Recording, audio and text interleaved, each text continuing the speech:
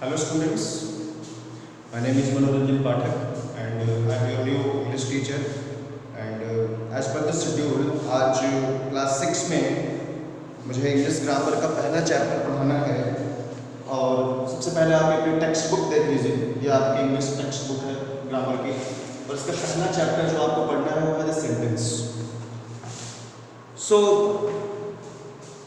पहली चीज़ मैं आपसे ये कहूँगा कि जल्दी से जल्दी आप लोग अपनी टेक्स्ट बुक आपकी जो बुक है उसे आप जल्दी से जल्दी स्कूल पे विज़िट करके परचेज कर लें, ताकि आपको लर्निंग में कोई दिक्कत ना आने पाए। तो आज हम यहाँ पे सेंटेंस के बारे में बात करेंगे। सब लोगों ने जरूर, आई होप आप लोगों ने इसका नाम जरूर सुना होगा, आप you have been taught about this since class first, I hope. And sentence हमारे लाइफ में बहुत जरूरी पार्ट है। Without sentence will not be able to talk to one another, हम एक दूसरे से बात नहीं कर पाएंगे। It's the best medium of conversation.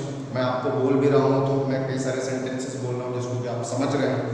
So sentence हमारे डेली की बातचीत में एनी ऑफ द लैंग्वेज, चाहे हिंदी हो या इंग्लिश हो, सब में बहुत जरूरी रोल प्ले करता है। हमें यहाँ पर सेंटेंस को थोड़ा सा, क्योंकि आप क्लास 6 में आ चुके हैं, डिटेल में समझना है कि सेंटेंस होता क्या है एक्चुअली। तो मैंने आपके समझने के लिए, फॉर द कन्वीनियंस, मैंने यहाँ पे सेंटेंस की डेफिनेशन को 3 पार्ट में तोड़ दिया है, ब्रेक कर दिया है, to make you understand easier. Sentence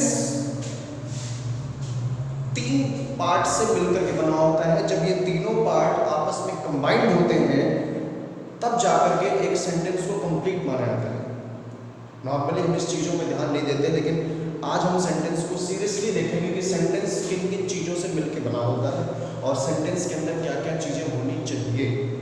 what are things that are required to make a sentence. Sentence में क्या क्या जरूरी एलिमेंट्स हैं। तो सबसे पहला जो एलिमेंट्स है, प्लीज पे अटेंशन, सेंटेंस में सबसे पहली चीज़ क्या होनी चाहिए? Group of words. बिना ग्रुप ऑफ वर्ड्स के सेंटेंस नहीं हो सकता। दूसरी चीज क्या है? Arranged in a specific order. ऐसा नहीं कि केवल ग्रुप ऑफ वर्ड्स है, ग्रुप ऑफ वर्ड्स तो बहुत सारे हो सकते हैं, राम, श्याम, मोहन, आर्ट। मैं जैसे यहाँ पे फॉर एग्जाम्पल लिख दिया मैंने यहाँ पर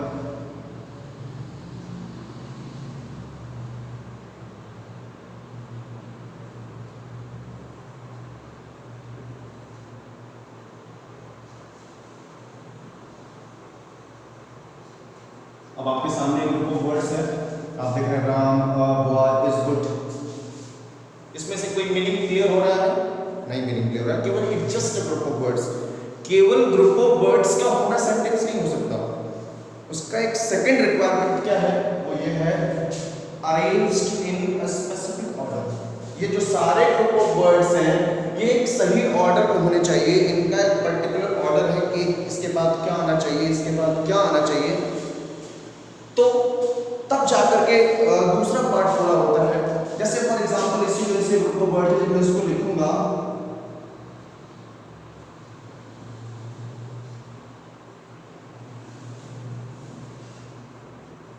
Ram is a good boy. अब आपको समझ में आ रहा होगा कि इसमें से एक मीनिंग क्लियर आ रही है एज पर हिंदी की, राम अच्छा लड़का है। अगर मैं इसी चीज को मैंने इधर लिख दिया केवल ऐसे जिगजैग वे में, तो मीनिंग क्लियर होती नहीं हो पा रही थी। लेकिन जब मैंने इसको एक पर्टिकुलर ऑर्डर में लिखा, इसका जो सही सीक्वेंस है उसमें लिखा, तब जाके इसमें से मीनिंग निकल के बाहर आ रही है जिसको कि हम समझ पाते हैं। तो सेंटेंस में सबसे इंपॉर्टेंट चीज ग्रुप ऑफ वर्ड्स नहीं है। ग्रुप ऑफ वर्ड्स के बाद उसको हमें एक सही सीक्वेंस में लगाकर बोलेंगे, तभी उसकी मीनिंग क्लियर हो पाएगी, तभी हम उसको समझ सकते हैं और कन्विंस हो सकते हैं कि हाँ इसका मतलब क्या है। सपोज आप अगर पहला वाला सेंटेंस ये वाला बात किसी से कहेंगे तो I think nobody will be able to understand कि क्या बोला गया है। लेकिन जब इसी को एक सही सीक्वेंस में बोल दिया गया तो बात क्लियर हो गई। अब इसमें थर्ड पार्ट भी है which is also very important in some way, makes complete sense. Sentence के अंदर से एक सेंस निकलता है, मतलब निकलता है। मतलब जब तक उसका क्लियर नहीं होगा तब तक उसे हम सेंटेंस नहीं कह सकते। हालांकि कभी कभी ऐसा हम जनरली मतलब की ही बात बोलते हैं। कभी कभी क्या होता है कि ऐसे भी कुछ सेंटेंस होते हैं जिसमें ग्रुप ऑफ वर्ड्स भी होता है, उसको एक सही सीक्वेंस में भी रहता है, ग्रामेटिकली जो सीक्वेंस होता है उसके तरीके से हम उसको लिख देते हैं, लेकिन उसमें से मतलब नहीं निकल के आता। तो जब मतलब नहीं निकल के आता तो हम क्या बोलते हैं, बेमतलब की बात कर रहे हो, या इंग्लिश में कहते हैं what are you talking nonsense, you are talking rubbish. हम क्यों बोलते हैं? हम हंसते हैं ऐसी चीज़ों पर कि ये तो बकवास है। ऐसा क्यों है? क्योंकि उसमें से कंप्लीट सेंस बाहर नहीं आता। जैसे फॉर एग्जांपल मैं एक सेंटेंस आपको लिखता हूँ इस पॉइंट को जस्टिफाई करने के लिए कि ये पॉइंट कितना जरूरी है। फॉर एग्जांपल मैंने एक सेंटेंस लिखा,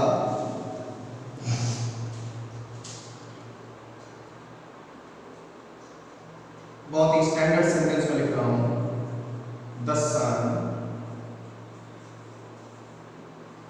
rises in the west। अब ये सेंटेंस आपको दिखाई दे रहा है, the sun rises in the west। अब हम इसको अगर देखें तो इसमें ग्रुप ऑफ वर्ड्स भी हैं, ऑफ कोर्स है। इसमें दूसरी चीज क्या है? दूसरी चीज में है सही सीक्वेंस में भी है, ग्रामेटिकली बिल्कुल सही है, the sun rises in the east. But the most important thing, third part, इसकी मीनिंग क्या निकल के बाहर आ रही है? इसकी मीनिंग बाहर निकल के आ रही है, the sun rises in the west, सूरज पश्चिम से निकलता है। ऐसा है, जब आप ऐसा किसी से बोलेंगे कि सूरज पश्चिम से निकलता है तो लोग आप क्या कहेंगे उसको, क्या बकवास कर रहे हो? The sun rises in the east, not in the west. And that is why ये भी सेंटेंस नहीं है। क्यों नहीं है? क्योंकि इसमें ग्रुप ऑफ वर्ड्स है, ऑर्डर भी सही है, लेकिन इसका कंप्लीट सेंस निकल करके नहीं आ रहा है।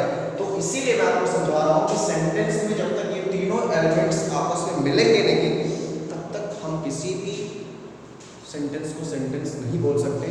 तो इसकी डेफिनेशन आपके लिए बहुत सिंपल है। सेंटेंस क्या है? अगर आपसे कोई पूछता है कि सेंटेंस क्या है तो आप उसको बताएंगे कि सेंटेंस इन तीनों चीजों से मिलकर के बनता है। A group of words arranged in a specific order, उनका एक सही सीक्वेंस होता है। उसके बाद और इसके बाद तीसरी चीज में से क्या आती है? It gives us a complete sense, logical sense, ऐसा मतलब जो कि सोशल लेवल पे हमको एक्सेप्टेबल हो। जैसे मैं दूसरा एक एग्जांपल बताऊं, जैसे मिल्क इज ब्लैक, दूध काला होता है, द क्रो इज वाइट। तो ऐसी बातों को सुनकर आपको क्या आएगी? हंसी आएगी। Of course group of words भी है उसमें सही ऑर्डर भी है ग्रामेटिकली, लेकिन समस्या क्या है?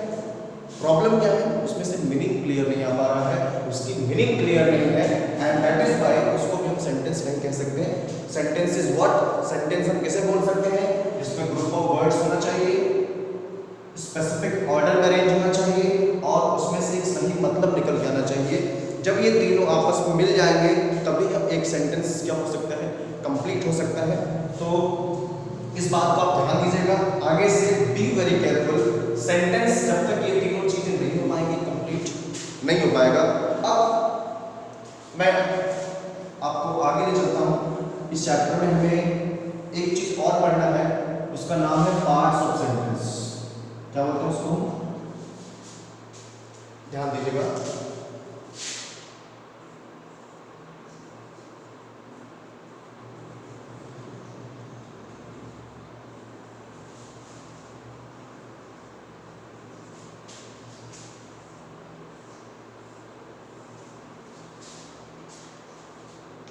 सेंटेंस को बेसिकली, जैसा कि मैंने आपको अभी व्हाट्सएप ग्रुप में भेजा है कि एक्सरसाइज ए सॉल्व करने के लिए, तो एक्सरसाइज ए में एक्चुअली में आपको करना क्या है? उसमें आपको जो सेंटेंसेस दिए हैं, आपको यहाँ पे शो कर दे रहा हूँ। जी, इसमें लिखा है exercise circle the subject and underline the predicate in the following sentences. इसमें आपको सब्जेक्ट को सर्किल बनाना है और प्रेडिकेट को क्या करना है? अंडरलाइन करना है। आपके पास जो आपकी नोटबुक है उसमें आप इसको सॉल्व करके आप मुझे भेजेंगे। लेकिन ऐसा करने से पहले आपको क्या समझना जरूरी है? इससे पहले आपको समझना जरूरी है कि सब्जेक्ट होता मतलब कि ये जो सब्जेक्ट एंड प्रेडिकेट है क्या, ये बहुत जरूरी चीज है। तो सबसे पहले हम देखेंगे सेंटेंस के दो पार्ट होते हैं ग्रामेटिकली। सेंटेंस दो चीजों से मिलकर बना होता है। पहला पार्ट सेंटेंस का जो होता है उसको हम बोलते हैं सब्जेक्ट। क्या बोलते हैं? सब्जेक्ट। सेकंड पार्ट इसमें होता है जिसको हम बोलते हैं प्रेडिकेट।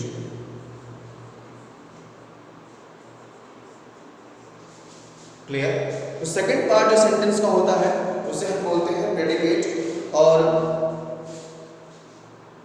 इन्हीं दो एलिमेंट से मिलकर के एक सेंटेंस कंप्लीट होता है। अगर हम किसी सेंटेंस को तोड़ेंगे, ये तो हमने ऊपर सेंटेंस की डेफिनेशन देखी, लेकिन सेंटेंस को हम बेसिकली दो हिस्सों में बांट सकते हैं।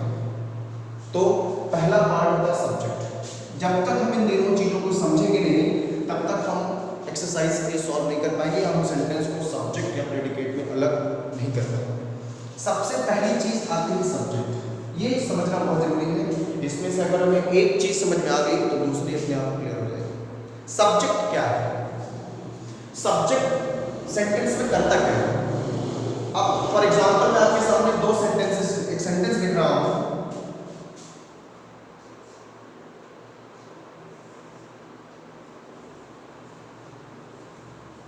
Radha is dancing.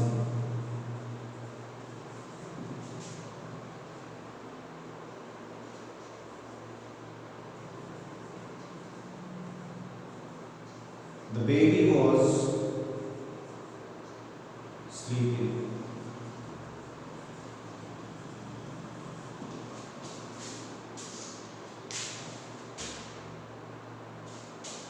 I think आपको विजिबल होगा। तो सब्जेक्ट क्या है? सब्जेक्ट को हम कैसे पहचानेंगे? सब्जेक्ट के दो फंक्शन होते हैं सेंटेंस में। पहली चीज क्या होती है, किसी भी सेंटेंस के अंदर सब्जेक्ट का काम क्या होता है? वो एक्शन को करता है। एक्शन का मतलब जो उसमें एक्शन हो रहा है सेंटेंस के अंदर। जैसे फॉर एग्जांपल आप हिंदी में समझिए कि वह दौड़ रहा है, वह खाना खा रहा है, वह रो रही है, वह जा रहा है, हम खेल रहे हैं। तो इसमें कुछ न कुछ एक्शन हो रहा है। जैसे यहाँ पर एग्जांपल है, Radha is dancing, the baby was sleeping. इसमें एक्शन क्या हो रहा है? डांसिंग तो हो रहा है, someone is dancing, the baby was sleeping. अब अगर इस सेंटेंस को हम ध्यान से देखें तो अगर मैं आपसे पूछूं कि हु इज डांसिंग, कौन डांस कर रहा है? Answer will be Radha is dancing. Who is sleeping? The baby was sleeping. तो सब्जेक्ट के एक फंक्शन क्या समझ में आता है? सब्जेक्ट क्या होता है? पहली चीज होती है डूअर ऑफ द एक्शन। तो अगर किसी सेंटेंस में आपको सब्जेक्ट को आइडेंटिफाई करना है, पहचानना है, तो सबसे पहले आप देखिए कि उसमें एक्शन को करने वाला कौन है। जो एक्शन को करना है करता है, जो एक्शन का डूअर होता है, जो एक्शन को एग्जीक्यूट करता है, परफॉर्म करता है, उसे हम क्या बोलते हैं? सब्जेक्ट। तो यहाँ पर राधा इज डांसिंग में कौन एक्शन का सब्जेक्ट, सॉरी एक्शन को कौन कर रहा है? राधा कर रही है, and that is why Radha is subject.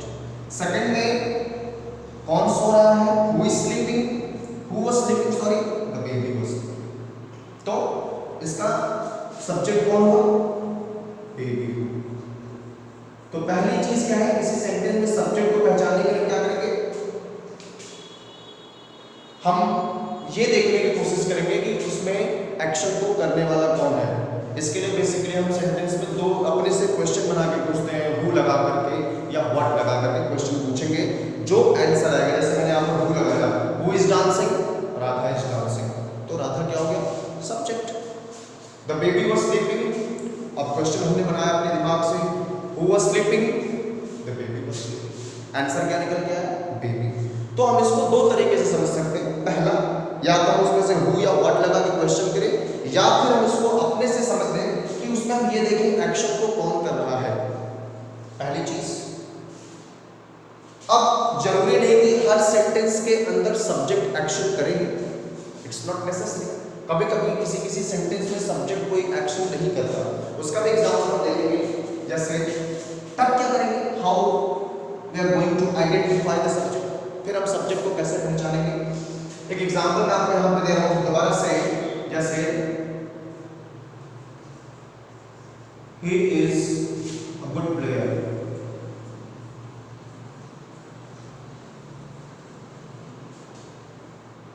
अब ये सेंटेंस आप देखिए, इसमें आपको कोई एक्शन होता दिखाई दे रहा है? क्या निकल गया? मतलब वो अच्छा लड़का है, कोई भी एक्शन एक्शन नहीं हो रहा, लेकिन इसमें एक चीज है, इसमें कुछ ना कुछ कहा जा रहा है, कोई इंफॉर्मेशन दी जा रही है कि इससे वह अच्छा लड़का है, तो वह के बारे में कुछ बताया गया है कि वह क्या है, अच्छा लड़का है। कभी कभी स्टूडेंट्स सेंटेंस के अंदर सब्जेक्ट एक्शन न करके उस सेंटेंस के अंदर सब्जेक्ट के बारे में कुछ न कुछ कहा जाता है, सब कुछ इंफॉर्मेशन दी जाती है, कुछ बताया जाता है, ऐसा भी हो सकता है। इन दैट केस भी हम वही काम करेंगे, हु या व्हाट लगा के क्वेश्चन पूछेंगे, जो आंसर आएगा वही सब्जेक्ट होगा। तो who is a good player, he is a good player. कौन अच्छा लड़का है, कौन अच्छा प्लेयर है, Radha is a good girl. अब हमको मान लो इसमें सब्जेक्ट निकालना हुआ तो हम क्वेश्चन बनाएंगे who is a good girl, answer क्या आया, Radha, means Radha is a good girl. तो सब्जेक्ट को आइडेंटिफाई करने का हमारे पास दो तरीका है, या तो उसके उसका जो फंक्शन उसको पहचानेंगे, तो किसी भी सेंटेंस के अंदर सब्जेक्ट दो काम कर सकता है। पहला, या तो वो उसके अंदर होने वाले एक्शन को करता है, या फिर उसके बारे में सेंटेंस में कुछ न कुछ कहा जाता है। इन दोनों केसेस में जिसके बारे में कहा जाएगा वो सब्जेक्ट होगा, जो एक्शन को करेगा वो सब्जेक्ट होगा।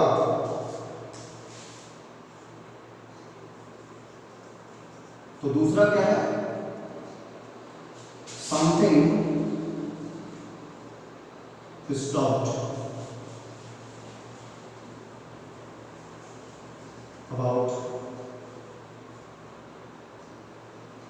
it in a sentence। तो ये दो बार है सेंटेंस सब्जेक्ट के। पहली चीज क्या करता है सेंटेंस में subject, doer of the action होता है, या तो उसमें कोई एक्शन करेगा, या फिर दूसरी चीज क्या करेगा, उसके बारे में सेंटेंस में कुछ न कुछ बात होगी।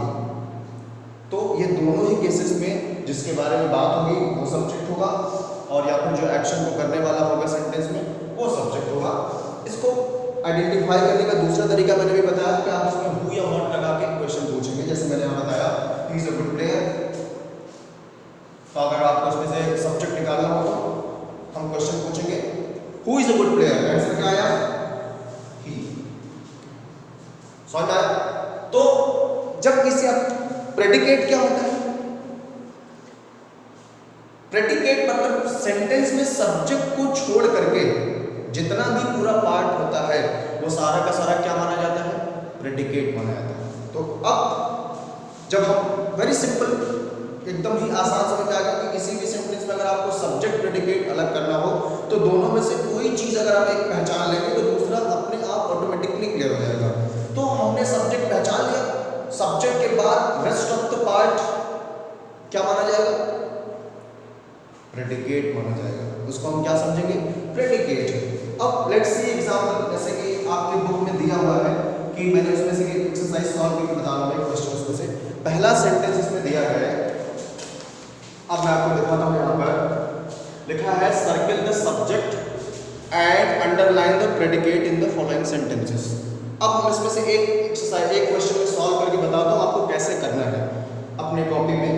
आई होप आपको समझ में आएगा, पहचान लेंगे। पहला सेंटेंस इसमें है elephants belong to two main species.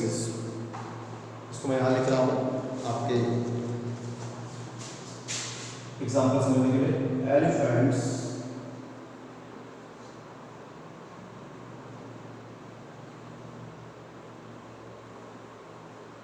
belong to two main species।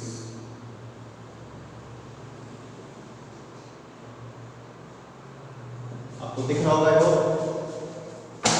इसमें क्या कहा है, सब्जेक्ट को अंडर सर्कल बनाना है और प्रेडिकेट के नीचे अंडरलाइन करनी है। तो आप अपने नोट कॉपी में सारे क्वेश्चन को पहले लिख लेंगे। लिखने के बाद जैसा मैंने समझाया है इसके बेसिस पर पहले आप हर सेंटेंस से सब्जेक्ट आइडेंटिफाई कीजिए, जो आपको सब्जेक्ट समझ में आया उसको सर्कल बना दीजिए उसके चारों तरफ। और उसके बाद का मैंने जैसे बताया कि सब्जेक्ट के बाद जो कुछ भी सेंटेंस के अंदर बचता है सारा सारा क्या माना जाता है, प्रेडिकेट माना जाता है। तो बाकी सबको हम क्या करेंगे, अंडरलाइन कर देंगे। तो अभी मैंने बताया कि सब्जेक्ट कैसे पहचाना जाता है। सब्जेक्ट के लिए दो बातें होती है सेंटेंस में, या तो एक्शन करता है या फिर उसके बारे में कुछ कहा जाता है। और मैंने बता दें कैसे हम सब्जेक्ट पहचान सकते हैं।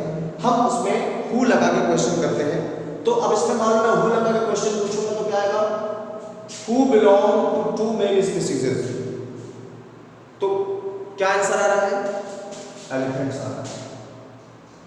हमने एलिफेंट को क्या कर दिया, सब्जेक्ट कर दिया। Elephants belong to two main species, elephants वो जानवर हैं जो दो मेन स्पीसीज से बिलोंग करते हैं। तो ये आपका क्या हो गया, सब्जेक्ट हो गया। अब मैंने बताया था कि सब्जेक्ट के बाद पूरा पार्ट सेंटेंस में क्या माना जाता है, प्रेडिकेट माना जाता है। तो हमने इसके नीचे क्या कर दिया, अंडरलाइन कर दिया। ये क्या हो गया, एक और एग्जांपल देखते हैं।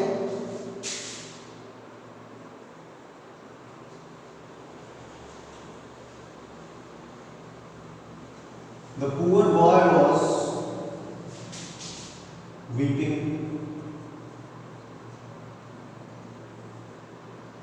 bitterly.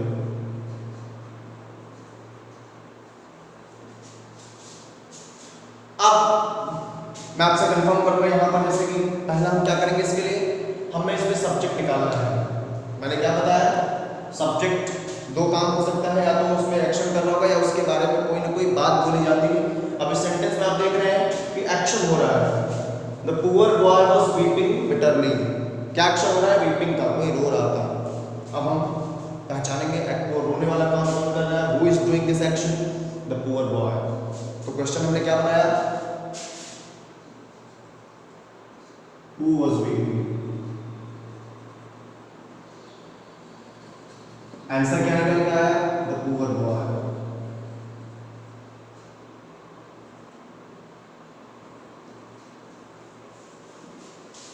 तो पुअर बॉय इसमें क्या हो गया, जो आंसर निकल के आया वही हो गया सब्जेक्ट। तो poor boy is the subject, बाकी पोर्शन क्या हो गया, प्रेडिकेट।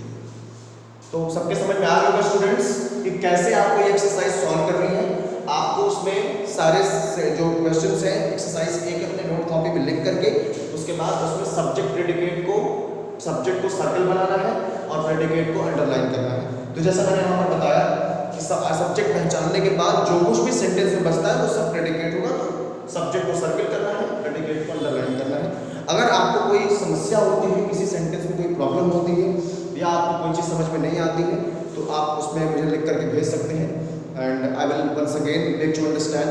डोंट वरी, थोड़ा सा अभी यहाँ पर फेस टू फेस न होने की वजह से मुझे थोड़ा प्रॉब्लम आपको भी हो रही होगी, I know, but we have to manage anyhow. Don't worry, जब रेगुलर क्लासेस होंगी तो आपको और बेहतर तरीके से चीज़ें समझ में आएंगी। Don't get panic. तो आई होप आपके समझ में आ गया होगा। और in case of any problem do call me, do text me. आप मुझे ग्रुप में मैसेज कर सकते हैं या आप मुझे फ़ोन कर सकते हैं, मैं आपको समझा दूंगा। मेरा नंबर ग्रुप में है, आप उसको देख के समझ लीजिएगा। और मुझे उम्मीद है कि आपकी चीज़ें समझ में आ गई, आपको क्या करना है। सब्जेक्ट एंड प्रेडिकेट आप किसी सेंटेंस में अलग अलग कर सकते हैं। So with this hope I am going to end this session. Thank you so much, have a nice day.